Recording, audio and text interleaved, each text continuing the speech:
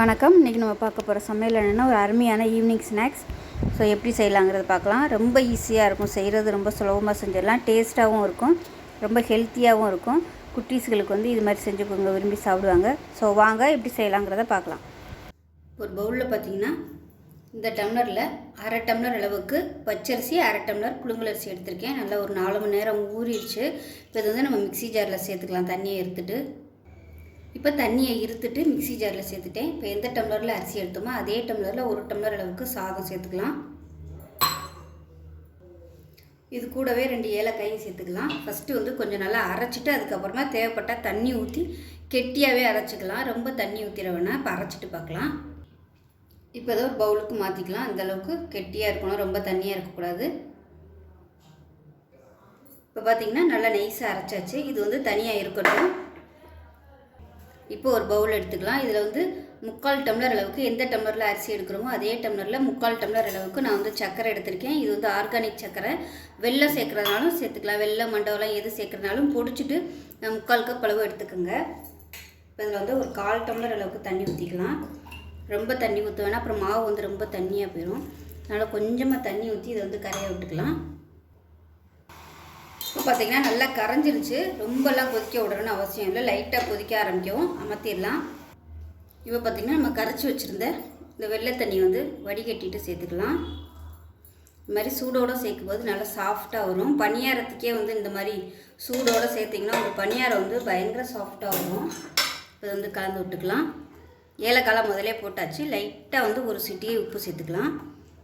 இப்போ நம்ம இந்த வெள்ளை தண்ணி சேர்க்கவுமே மாவு நல்லா இறுகிக்கணும். அதாவது ரொம்ப தண்ணியாக போயிடும். அதனால தான் தண்ணி ஊற்றாமல் கொஞ்சம் நல்லா முடிஞ்ச அளவுக்கு கெட்டியாக அரைச்சிக்க சொன்னது. இப்போ இதில் ஒரு சிட்டிகை அளவுக்கு உப்பு சேர்த்துக்கலாம். உப்பு சேர்த்துட்டு கலந்துக்கலாம். இப்போ இதில் ஒரு 1/4 டீஸ்பூன் போல் பேக்கிங் சோடா சேர்த்துக்கலாம். சோடா உப்பு இல்லை ஆப்ப சோடா எதுனாலும் சேர்த்துக்கலாம்.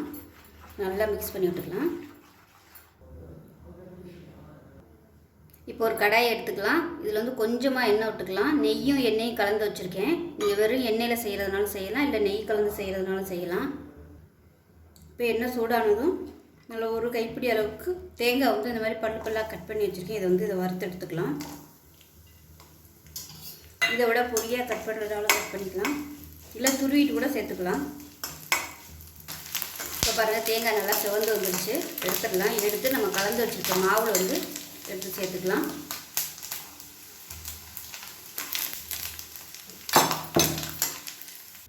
இப்போ அதே எண்ணெய் நிறைய இருக்கிறதுனால நான் எண்ணெய் சேர்க்கலை. அந்த மாவை எடுத்து நம்ம கொஞ்சமாக விட்டுக்கலாம். ஒரு கரண்டி அளவுக்கு விட்டால் போதும். மீடியமான ஃப்ளேமில் வேகட்டும். இப்போ இதை மூடி வச்சிடலாம். இப்போ எப்படி இருக்குன்னு பார்க்கலாம். பாருங்கள், நல்லா புஷ்ஷுன்னு வந்துடுச்சு. இதை லைட்டாக நம்ம அப்படியே திருப்பி விட்டுக்கலாம். இப்போ இதை எடுத்துடலாம்.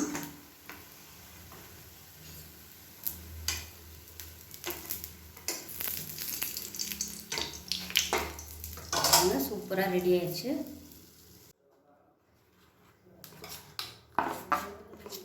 இப்போ இதே மாதிரியே எல்லாத்தையும் ஊற்றி எடுத்துக்கலாம்.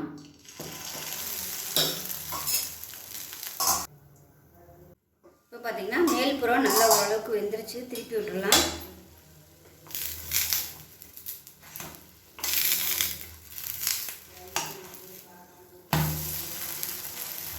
இப்போ இந்த சைடு நல்லா குக் ஆகட்டும். இதே மெத்தட் 3 விதமாக பண்ணலாம். இந்த மாதிரியும் கொஞ்சமாக எண்ணெய் நெய்யும் விட்டு பண்ணலாம். இல்லைன்னா நீங்கள் பணியாரமாக சுட்டு எடுக்கலாம். அப்படி இல்லைன்னா உங்களுக்கு டீப் ஃப்ரை பண்ணால் பிடிக்கும் அப்படின்னு நினச்சிங்கன்னா எண்ணெயில் கூட நீங்கள் கொஞ்சம் கொஞ்சமாக ஊற்றி எடுத்துக்கலாம்.